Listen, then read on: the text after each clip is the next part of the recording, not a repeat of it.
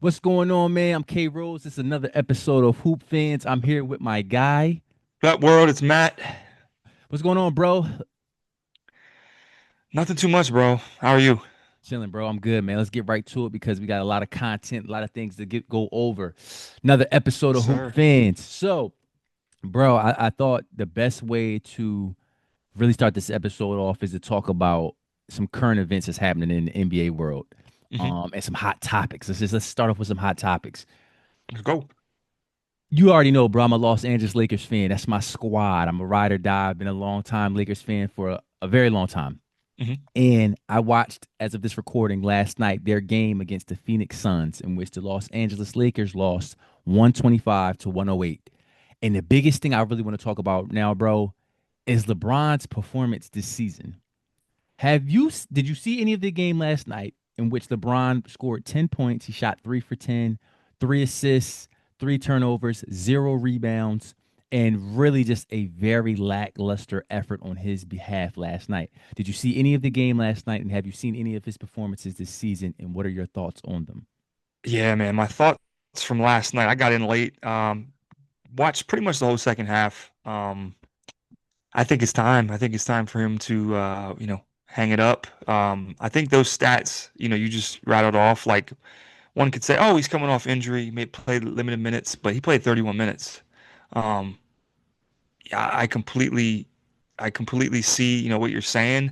Saw a clip actually earlier today where LeBron was in that corner joking around with some of the Phoenix Suns players, and JJ Redick was like screaming his name, and he was like visibly frustrated. It seems to me like LeBron, like I don't know if this is all he has, left in the tank, but he's not performing obviously like we know he can or we know he used to be able to. I don't know if this is all he has. I don't know if this is what he has to give, but we're getting a different LeBron for sure. I don't know if he's fully checked in. Okay, so you said a lot, and that's a very strong stance, bro. That's a Yeah. strong stance. You believe LeBron James should retire. Let's start there. And so your reasoning, I'm trying to be clear now.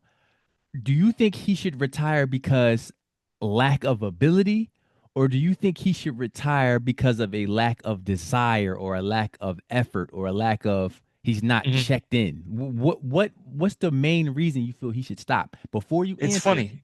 Yeah. Before you answer, sorry. He's averaging, just for context, 15 points a game, 7 assists, 4 rebounds. He's shooting 31% from three and 46% from the field. So those are his stats currently for about 5 games as of this recording. What's your answer to that, bro? I think it's a little bit of both. I teeter back and forth, with the ability might be there, but the desire might not be there because he might not be able to perform 100% of what obviously he used to be able to be. But I think it goes hand in hand with LeBron. I don't think that he's the type of guy that's going to stick around averaging those numbers you just said. So if he can't be, that guy of the past, you know, why play? And I think it's both. I honestly think it's both. I think that the lack of ability, lack of explosion kind of feeds into, you know, if I can't perform at my highest point, what's the point? So, I mean, only LeBron knows, obviously, but just going off of what I'm seeing and the body language and all that, yeah, man, I think it's probably time to hang it up soon. Well. All right, so let me give my takes then, bro, because I feel you on some of that. Obviously, he's going to hang it up soon. Now, how long and what stretch of time does soon describe? Hmm. We don't know, right?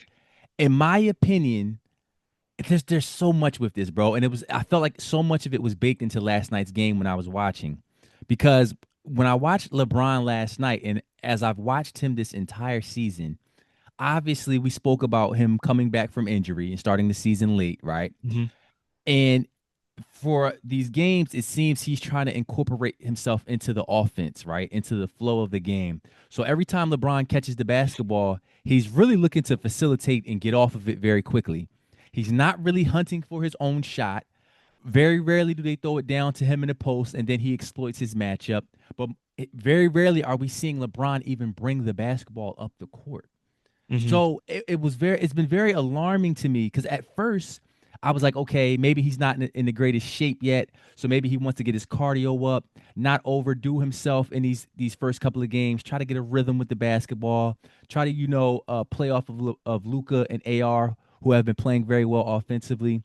And so I thought that would last for a few games. And mind you, he's only played 5 this season.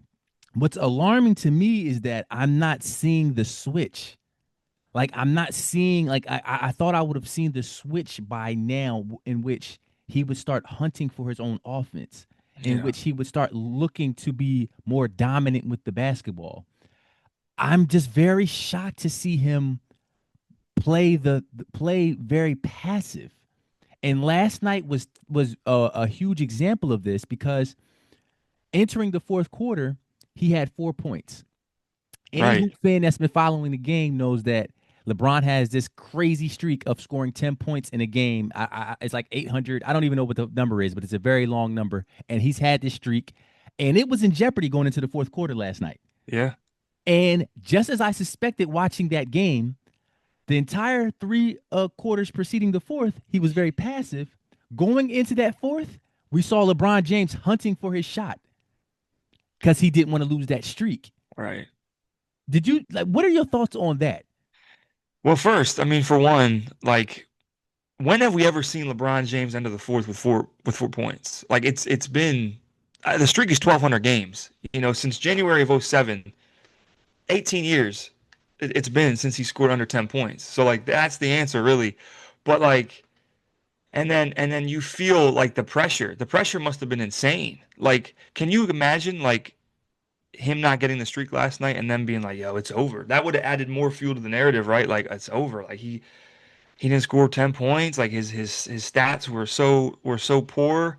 Like for me, Kyle, I don't know, man. I don't know if he has any more to give. Like I physically like looking at him physically, I don't know if he legit has more than what he's offering this season. Like, and you couple that with, the predominant ball handlers in Luca and Austin Reeves, like how does he figure out a knit? We talked about him maybe playing the Draymond role, right? Like I He's don't even know if tried to that's play the possible. Draymond. He's been playing. I'm just surprised he stayed this long, even if it's just 5 games in this Draymond role. So let me be clear about where I stand on this. I do not think LeBron should retire after this season. I also do not think that LeBron wants to retire after this season. Hmm. So why is he playing so passively? We must ask as hoop fans. I don't know. I think there's 2 reasons, or there's 2 theories that I've been thinking about this entire day after watching that game last night. Theory number one: LeBron James wants a new contract from the Los Angeles Lakers. Anyone that's been following his contract status as of right now knows that LeBron James had to opt in to his player option for this 2025-26 season with the Lakers. And after this season, as of this recording, he will be a free agent. So theory number one for me is he's playing this passively to try to show the Lakers brass, the Lakers front office, and show them that he can fit in. That I know that you guys are full steam behind Luka Doncic, and his superstar status.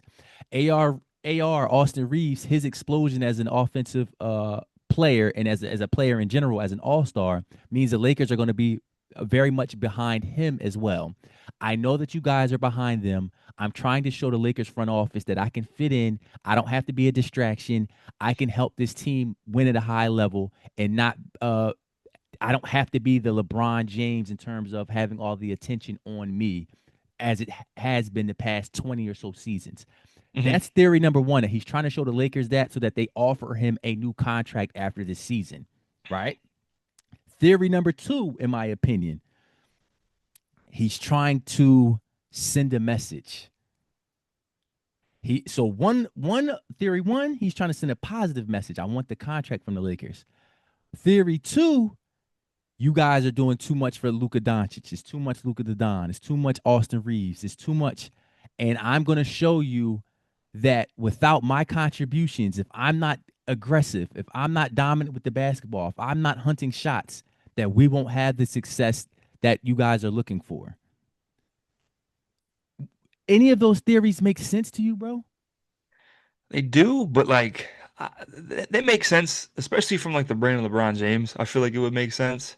I just don't know if that's the right way of thinking coming from him. You know what I mean? Like it kind of sounds like a weird sabotage situation on his part. Like I don't know if the Lakers are better off with him on the team, honestly. Like I don't know if he's bringing that big of a contribution where he can make those statements, and I don't think him holding out on producing even makes sense on his part. Like I just feel like I don't know. I feel I just like don't believe. I do not believe this is the LeBron James that the LeBron James we've seen. I don't yeah. believe it's because he's done So physically. it's calculated. I just don't believe he's washed. I don't see how you can go from second team All NBA last season, and all of a sudden you're struggling to score 10 points because I, you're washed. I just don't see it, bro. what about this?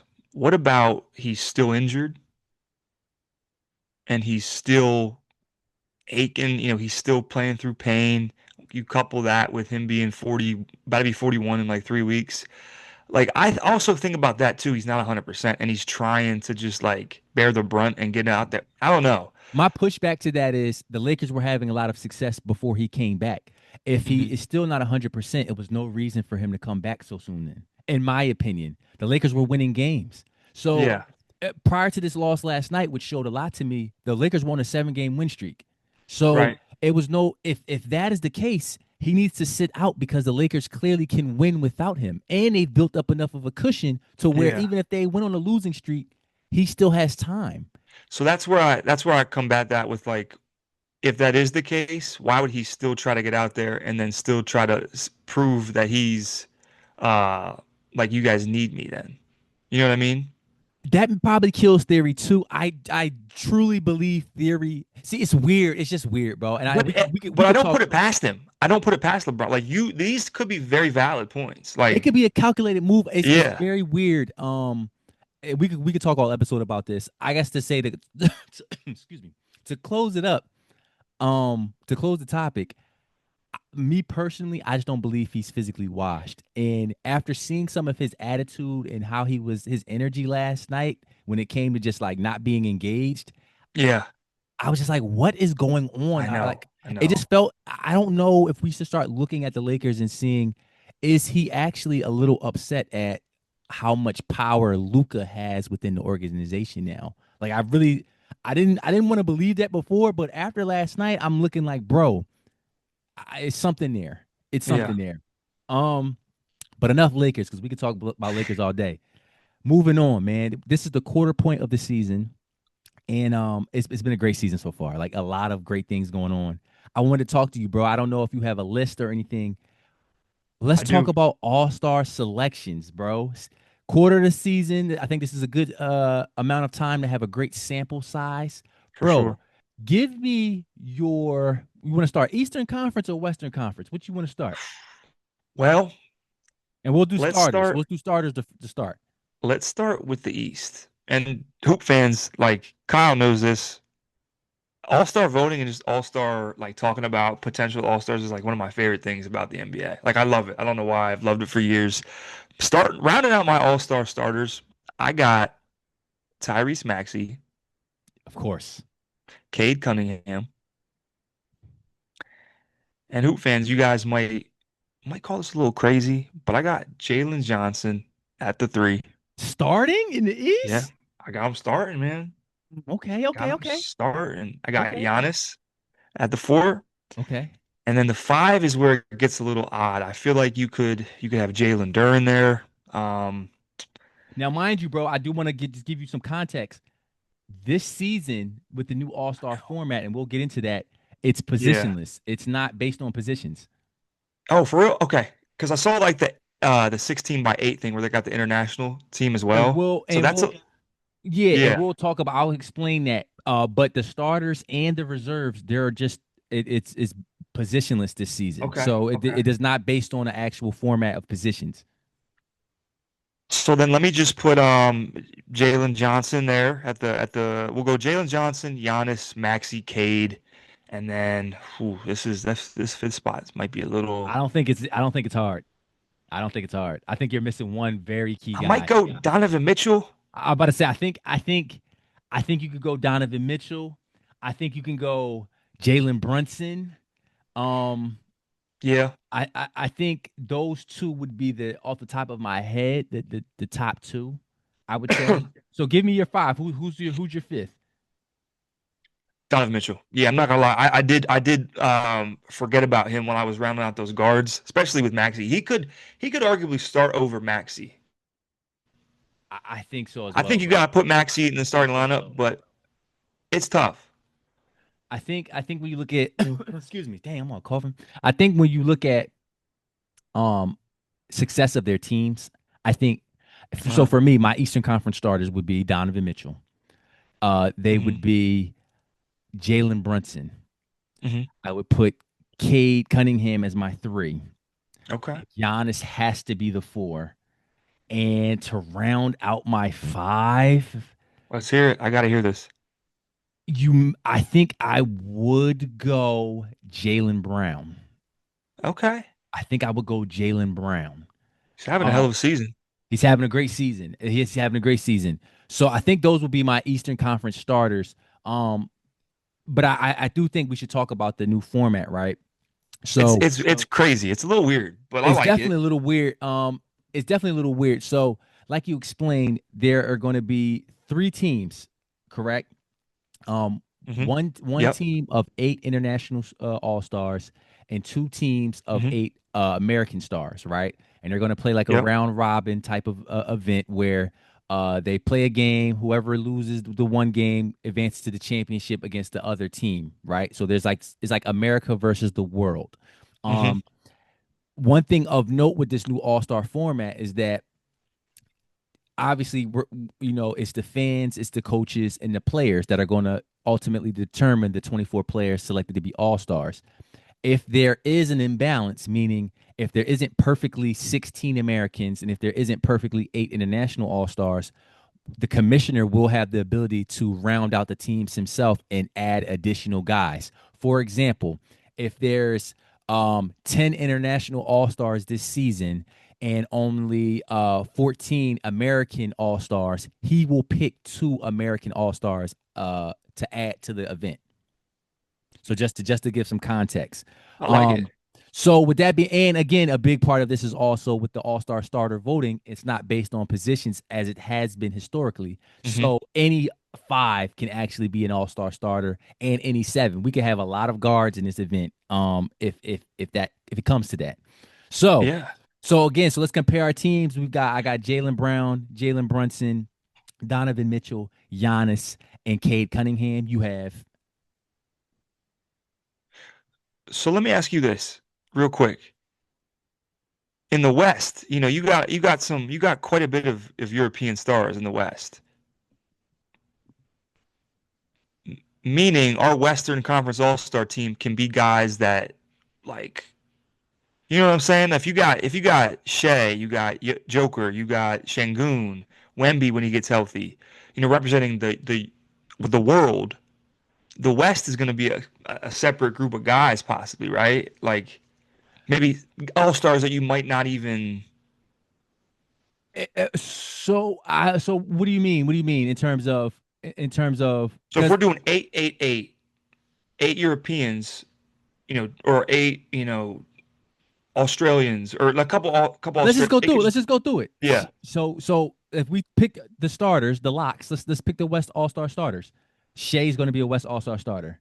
right, Jokic is going to be a West All Star starter. right.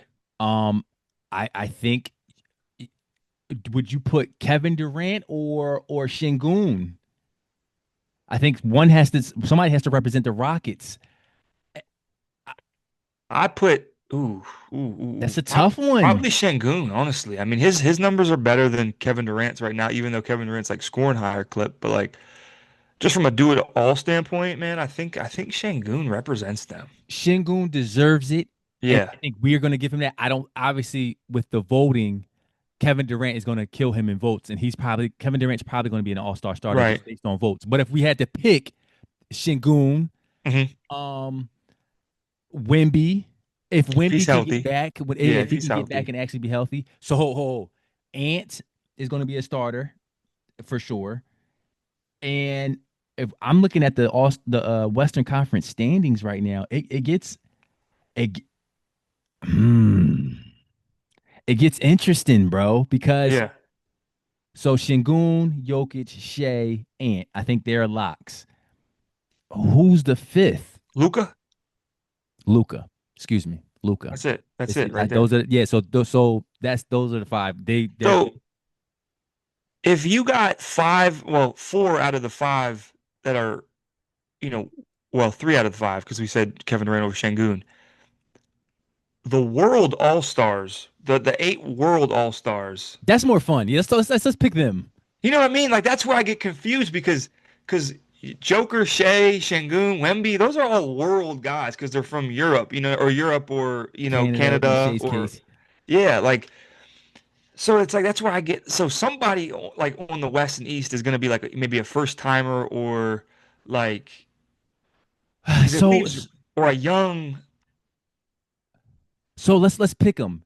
okay, Jokic, right? Wemby, Wemby, Shea, Shea, Luca, Luca, Şengün. Şengün, What's we got? We need three more just to round out the team. And again, there could be much more. It doesn't right? have to be limited at eight. So who's the Does other? does Denny Advia get in this year? The Trailblazers are in the tenth seed in the West. Right. Like I'm trying Pascal Siakam maybe. He's in the East. But like for the world, right? We're doing the world. Oh well, okay, okay, got you. Yeah, we're doing the world. Josh Pascal's not gonna Josh make it. Pascal's not Josh gonna make it. Giddey, Australia. Josh, I think the Bulls. What Giannis. the Bulls are tenth seed. Yeah, Giannis is gonna be in. Giannis is gonna be Bro, in. it's damn near unfair. Like this world team. It's a lot. Ooh, Franz that's Wagner's a gonna good be in there. one. That's a good Um, one. who else on the Heat? Anybody on the Heat? Ah, as of right now, those are off the top of my head, Okay. that I can think of. So I mean, we don't want to hold the audience captive. It's going to be very, very interesting. But if we picked our starters today, Western Conference starters, I think we both agree Luka, Jokic, Şengün deserves it, but it'll probably be KD. Hmm. Şengün, who's the others? Shea, and who's the fifth? Luca. Luca, if I didn't say that. So Yeah. yeah, so I say all this to say, bro, I it's actually not as debatable as I thought it would be because I think we just have a lot of locks this season. Yeah. If Wemby would have been healthy, he would be a lock to be a Western Conference All Star. He just unfortunately he's had some injury issues. So it's going to be very very interesting to see how they incorporate this.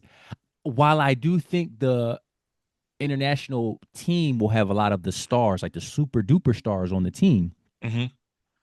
I don't know if that necessarily translates to all-star game success because a lot of times they don't take the game as seriously as the other players do. Like, Right. Jokic couldn't care less. Luka Right. really couldn't care less. Um Shea's gonna play hard. Ant's gonna Yeah. play hard. Well, they're not even international, but Shea's gonna play hard. Şengün may play hard. I can Uh see Şengün playing hard. Yeah, Wemby will play hard. for sure. But outside like the two like big guys who you would say is like two of the best players in the world, Luka and Jokic, they're going to be chilling on the sideline, bro. They don't Hmm. care. So that'll be interesting, bro. We'll see how that goes, man. As far as the All Stars, I think this leads into our next topic, which I really wanted to talk about. Let's have a superstar check in, bro.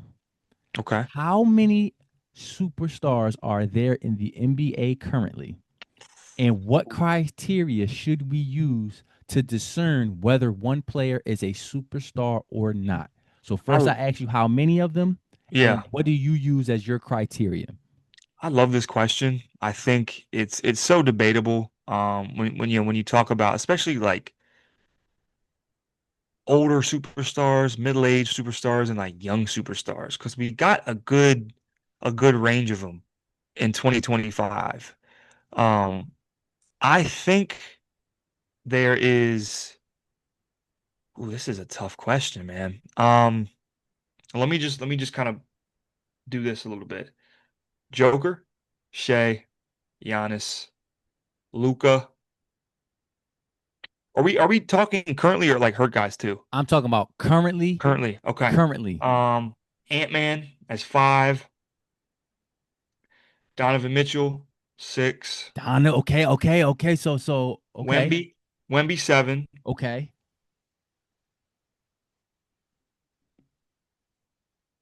I think. Okay. So hold. Steph. I think Steph's still a superstar. I think Steph is a superstar. 8. I know we just had a crazy talk about it, but is LeBron still a superstar?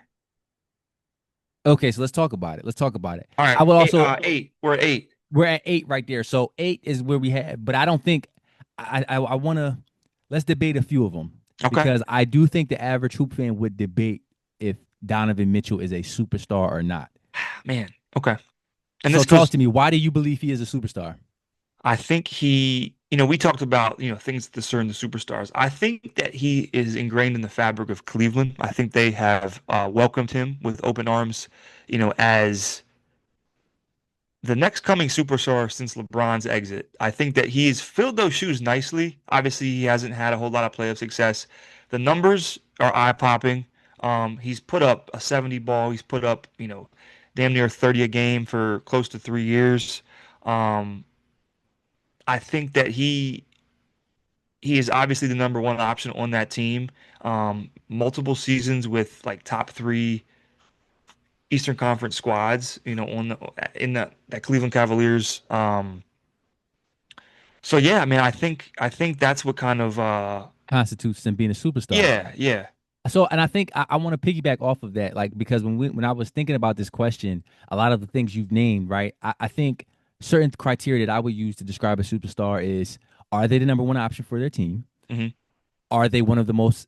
Are they one of the more entertaining players in the NBA? Do they embody a certain mindset that a franchise and a fan base can gravitate towards, right? And are they a top dot player in the league, top 15, top 10, top 5, whatever your criteria or number is, are they one of those players? I think and I like your breakdown of that, bro. I think Donovan Mitchell is a superstar because he checks off a lot of those requirements, in my opinion. I think is he box office, as Stephen A. says, or one of the more entertaining players in the league? I think that's debatable for some. I think Yeah, he is. He's pretty entertaining, but his personality he's very laid back. Like he yeah, doesn't have a very braggadocious, very cocky attitude or personality. So I think that may take away a little bit from that aspect of being a superstar. But everything else, he's the number one option. He has a certain mindset that he brings to a franchise. He did it with the Jazz. He's doing it now with currently with Cleveland.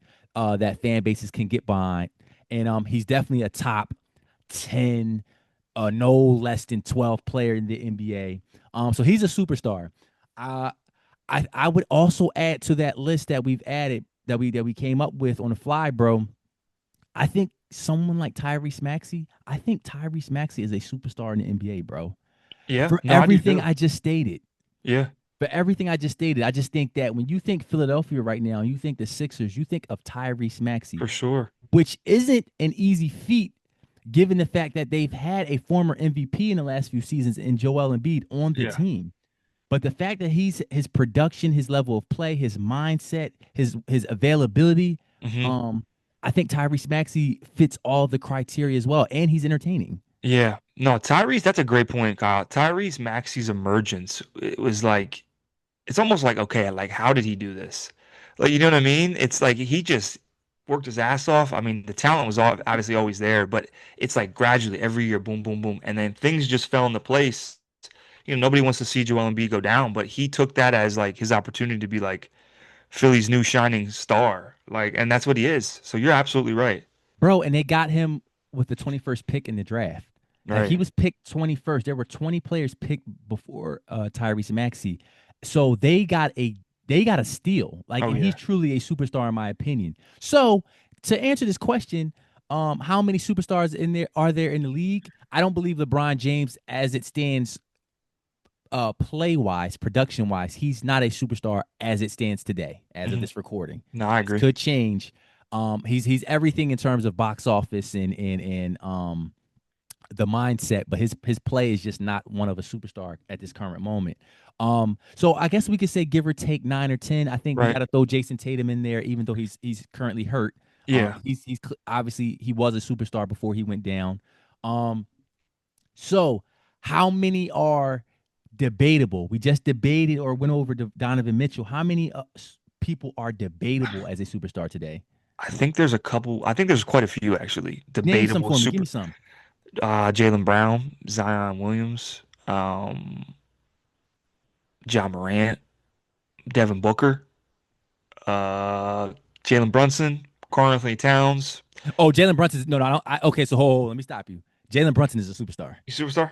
Yeah, I don't think that's debatable. I don't think that's debatable. I think what he's done for the New York Knicks franchise, he's a superstar. I think Tyrese Halliburton is like on the cusp. Like he's taken over a franchise that, has historically a couple guys that were superstars. Obviously took him to the finals. So, Tyrese Halliburton is debatable. Obviously, he's injured currently with an Achilles. He's coming back from an Achilles, so he won't play this season. But he was debatable because I don't think he had a superstar season all the way last year. I just think he had an amazing postseason. He's debatable. I think he's for sure in the debatable. I think Jalen Brown. I don't look at Jalen Brown as a superstar in the NBA. I don't. I think his play may warrant that at times.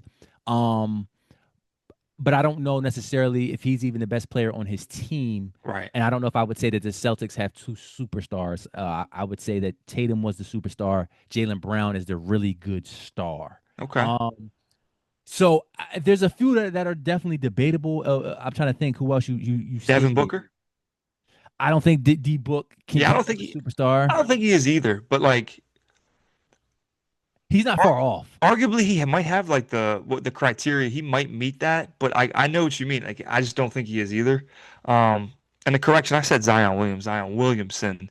Um There's no Maybe way we could call him a we superstar. I'm can't, but sorry. like I would have been sure like a year ago he was back on the All-Star or superstar status. Same with Ja. But what about like LaMelo Ball? No, I just think at least from that criteria that we named, he's definitely the number one option on his team. I don't know if he embodies a particular mindset that you would feel confident in as a franchise and as a fan base that this will get you or lead you to a championship. Uh-huh. A very fun player, very exciting, but he hasn't shown necessarily. I defend Lamelo a lot, but also you got to call a spade a spade. I don't know if we've seen much evidence to his leadership that would Hmm. suggest such a title for him. For sure. No, that's spot on. Now, how about your guy up in Toronto? Brandon Ingram, Yeah. I don't think he's debatable. I don't even think Brandon Ingram did. I don't think he's debatable at all. I think he Brandon Ingram will have to show us a lot more. Um, Maybe not even necessarily production wise, but just like I feel like in today's NBA, unless he changes our mind, Hmm. if he's your best player on the team, me and you both kind of know how good that team will be. Now he's changing that a tad bit because Toronto is having some success this season. But if Brandon Ingram's your best player, where is your team really going? I totally get that. I got And one if more we're name. talking superstar, go ahead, bro. Right. Kawhi Leonard. Kawhi Leonard's a superstar. He's an aging superstar, I but think, yeah, I think maybe even I'm the biggest Kawhi Leonard supporter.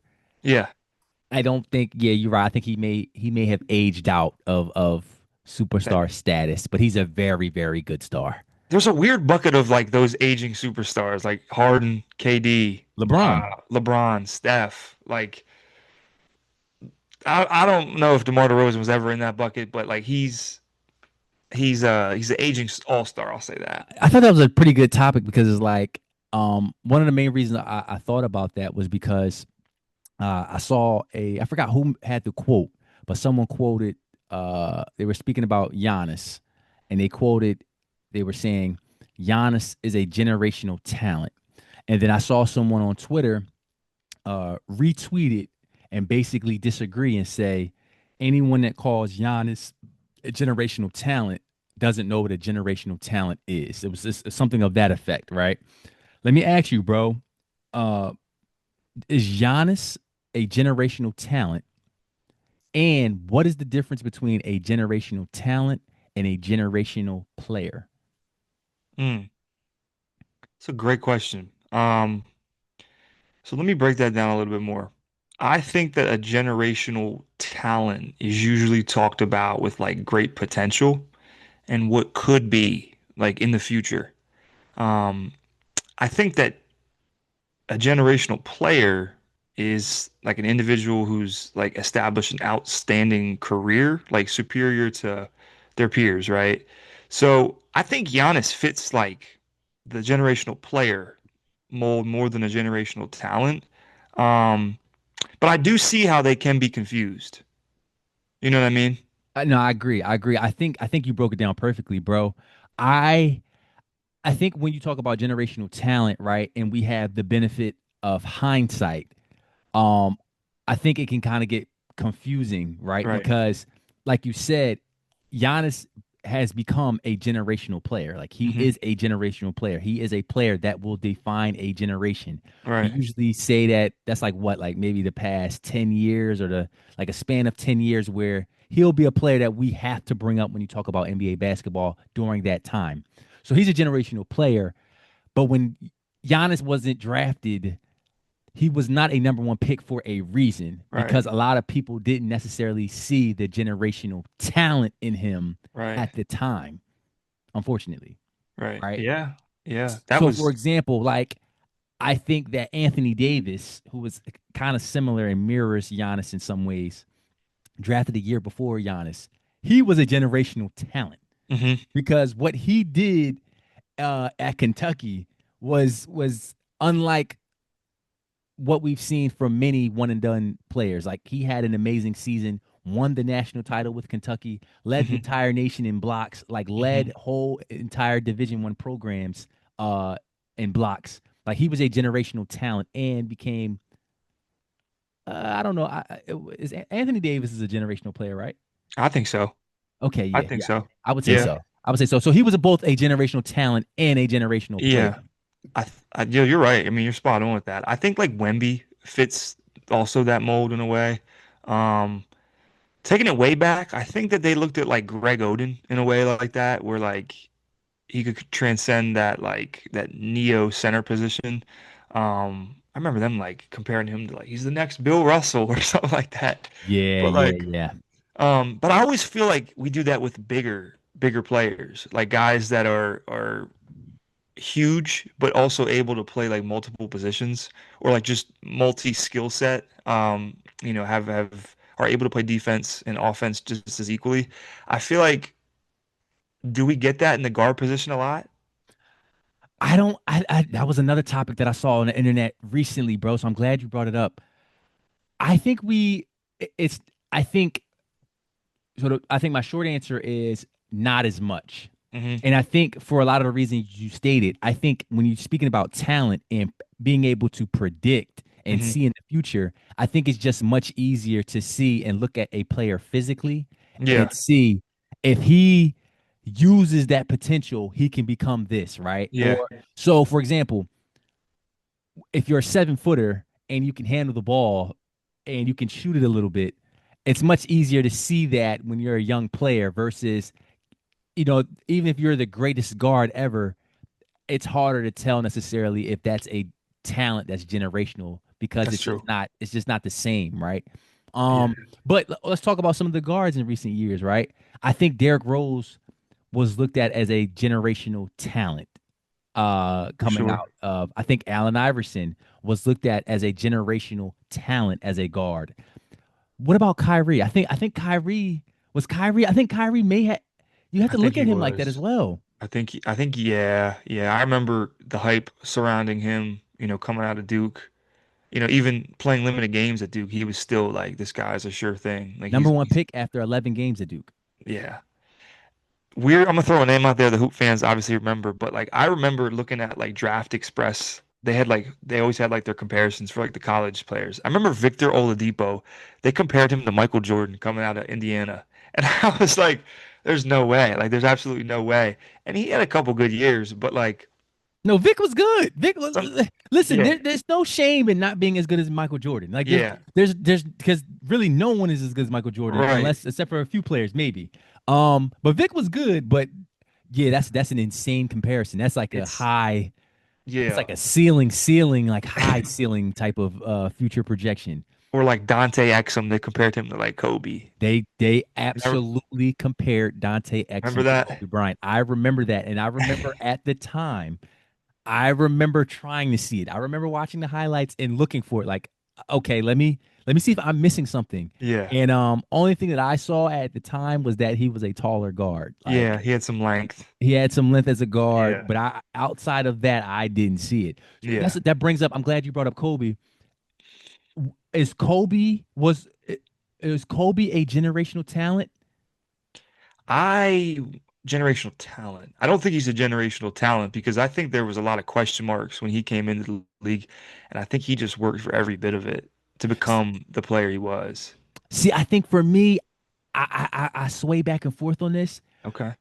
I think that Kobe may have been a victim of being in an absolutely strong Yeah. draft. There was a few things that went against Kobe, let's say, right? He was one of the first prep to pro stars, right? And Hmm. he was the first prep to pro guard.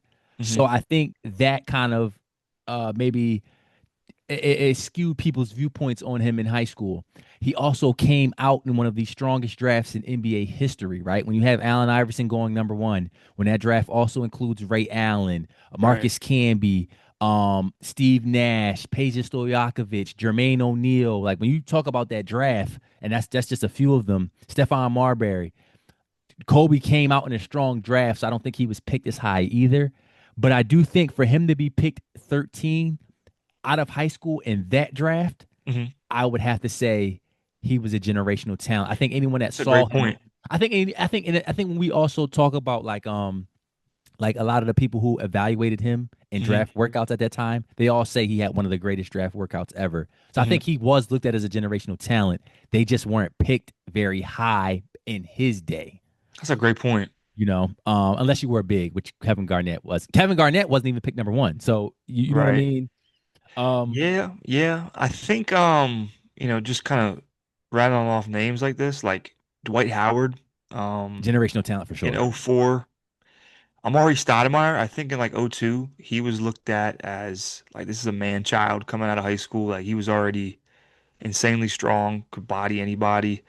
What about like a Yao Ming? Absolutely. Yeah. Absolutely. I think in conclusion, I think that any player that is picked very high in the draft, right?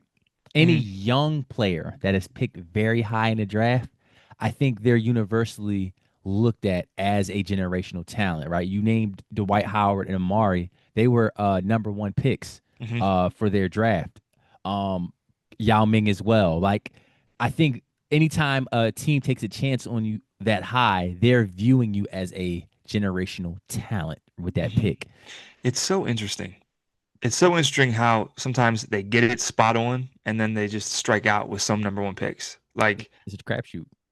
it's insane, bro. It's insane. I think to finish up this topic, in this past draft with Cooper Flag going number one to the Dallas Mavericks, I remember, I was watching him, and it took me having to see some games at Duke to where I was like, but even still, I was like, he's an elite talent, but Hmm. is he generational? Even after Duke, I think I questioned it, right? Yeah. But most didn't. Do you think he's going to? I'm Do you think still on he's the fence. I'm still on the fence with it. Obviously, we talked a lot about his game a couple nights ago against the Clippers, and how he's dicing them up, picking his spots, looking more comfortable off the dribble. I think it's, coming out of Duke, he had the intangibles, you know, defensive skill set. He had the length, he had the size, to be a bigger guard, a longer swing man on the wing. Um, I'm still on the fence with Cooper Flag though. I'm coming around. I think that he can be generational talent. No doubt, no doubt a generational talent, I mean to say. But can he be a generational player? Player. Yeah, I think he showed me that he is absolutely a generational talent. And the main reason for me, bro, is because he's having every Dallas Mavericks win is pretty much hinging on his performance, right? Right. So he did recently just drop 36 points on the Los Angeles Clippers. A few of those buckets on one of the greatest defenders of all time in Yeah. Kawhi Leonard, right? When you think about Cooper Flag, he really should be this should be his freshman year in college. He reclassed up in high school. Yeah. So essentially, he made the prep to pro jump. Like Right. Right. essentially, age wise, he Yeah. made the jump to the league out of high school when you're just talking ages. Obviously, he played in college, but he Hmm. was a year ahead. So when you look and you factor all of that in and some of the success that he's had this season as an 18-year-old forward who's had everything thrown at him, he's definitely a generational talent. Whether or not this results in him being a generational player, obviously that remains to be seen. Um, I think I wanted to ask you, coming off of that topic, bro, how much does the market that a lottery pick is drafted to, how much does that market influence damn, I fucked that all the way up. How much does the market influence our perception Hmm. of the drafted player? Let me give you some context. The Atlanta Hawks, they had the number one pick in the 2024 NBA draft. Hmm. Bro, can you please name me the number one pick of the 2024 NBA draft? I can because I'm a hoop fan. Um, Ricochet from What's his France. first name? Zachary, something like that. You got it. You got it. You got it. Because you're a Hoop fan and you know basketball, but you still had to ask me. I did. Yeah, I wasn't 100% sure of his You name wasn't for sure. 100% sure. Um, keep going, dude. You're cooking. So the reason I asked you that is because, well, number one, it's a few things that is the reason is why I asked you that.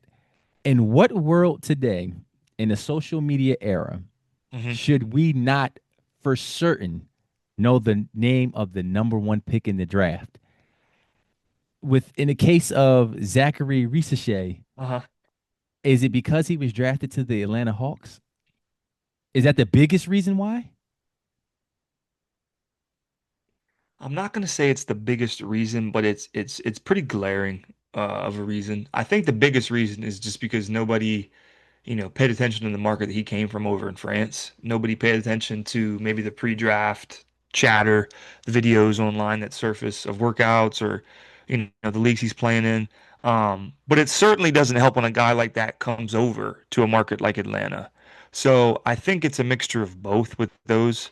Um, but yeah, man, I think historically guys can get out of that hole or that narrative of like playing in a small market. Um, Obviously we've seen it with KD when he got when they moved franchises to OKC. Um, I mean, I'm drawing a blank right now, but there's tons of others. I mean, LeBron to Cleveland, like Cleveland super small market. Um, KG in Minnesota. It's crazy because not everybody can be drafted to an LA or Boston or New York, Miami, just to name a few. Um, so I don't know. Like I think it has, I think the region in which they come from is a big thing. If they're, not marketed heavily, that's a big thing.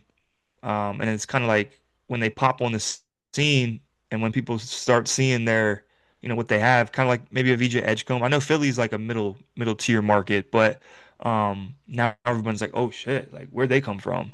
So I don't know, man. I don't know if that, you know, I think you made a lot of great points, bro. I would say to answer my own question, right? Because I think you answered it as well.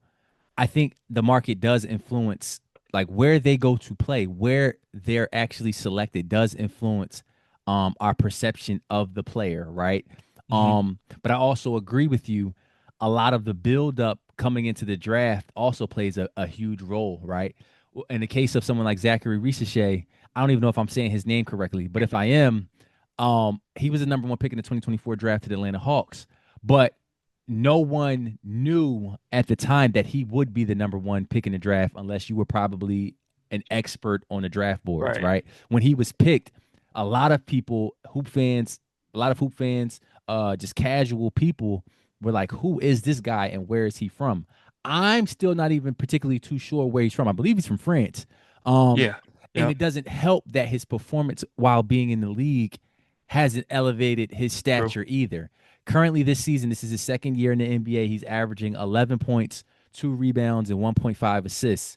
The reason I really was thinking about him is because I was watching the Atlanta Hawks recently, and Jalen Johnson, who we brought up in this podcast, is having an amazing season.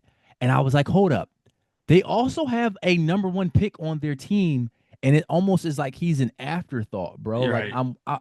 I started tuning into him and watching him play, and Yeah. I'm like, wow, this is the guy that went number one. Not to kill him for his performance because he still may be very young and he's still developing, but you sometimes I just think you want a little bit more. If that's going to be your number one pick, I think he's got to be better than 11 points a game Oh yeah. in his Oh second yeah. season. Yeah. For sure. I mean, no, that's 100% spot on. I can't wait for our segment with Jalen Johnson, man, because I'm super high on that kid. Like, He's hooping, bro. He's yeah. absolutely hooping.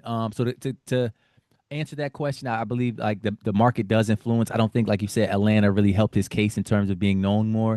Mhm. But if you're really who the draft people say you are, if you're really what the franchise believes you are to be when they selected you to be number one, you overcome that, Mhm. i.e., Anthony Edwards going to Minnesota. Like, Yeah, right, I right. feel like he didn't come in with the biggest fanfare coming out of college, but he built his name up through his performance. Hmm. And we'll see if Reese Shea can do that. But that 2024 draft is nasty. I'm not gonna lie. So far, it's not good at all. It's not good at all. I'm not actually seeing outside of Reed Shepard, who looks like he may have a chance to be an All Star. I'm not seeing anyone, and Zach Edey, who's playing very well right now for Memphis as he's come back from injury. Hmm. Outside of those two, I'm not really seeing where we're gonna find another All Star in that draft. Um, so yeah, bro. Let's see. And I'll edit this. I'll edit this because where are we going from here? Where are we going? Okay. Um, to close out the episode, bro, let's hit a couple quick hits. I'm saying rapid fire. Let's do it. Uh, I've been thinking about this with some of these recent performances, bro. So we talked about Cooper Flag, who's playing pretty well for a young player in the league, number one pick. Um, my Los Angeles Lakers, they just lost to the Phoenix Suns, and Colin Gillespie, he torched them for 28 points. Hmm. Peyton Pritchard just had 42 in a game against was that the Cleveland Cavaliers? I believe so, but we'll fact check We'll that one. fact check that, but I'm almost positive Peyton Pritchard just had 42 against the Cleveland Cavaliers. Hmm. Con Knipple in Charlotte has been hooping. And I've just been thinking about it, bro. Like, we're in like a new era, bro. It's like the WWC era, bro. White boys with confidence, bro.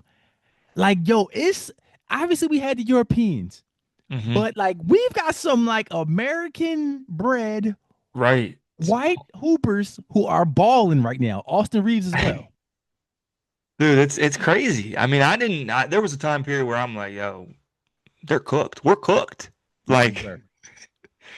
but they're steadily improving, man, each year and each year, and we definitely have a couple guys that we can really say that they're out here balling. Like they are legit producing on a nightly basis. A couple of those I'm super surprised at because I've mentioned a couple times like I didn't think that they were going to be able to hold a candle in the NBA. Like, and it just shows you, bro, like skill Hard set, work. hard work, and just putting your head down and just, playing your role in your niche little position, like it can get you paid. So, Absolutely, bro. And I mean, like Austin Reeves is more than likely going to be an all-star this season. yeah. Averaging 28 or so points a game, right? Con Knipple, Cooper Flag, like I said, Jaime Jaquez Jr. Now he look like he may be mixed. I'm not sure. Yeah, I think he's So like half his Mexican. yeah, so maybe can't include him as much. But when you think about it, bro, I'm like, wow, like okay, and and unfortunately, obviously it's a stereotype, right? That's a stereotype, right?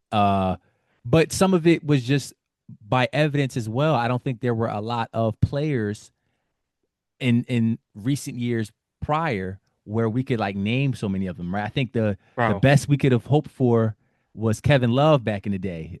Kevin Love was the only American, white JJ guy. Redick JJ Redick, but like all-star talent, because some of these guys you mentioned have, well, let me not say that, but like other than Reed Shepard, Well, Coop, and Khan are gonna Cooper Kai, for sure. Yeah, those three you mentioned have a high ceiling.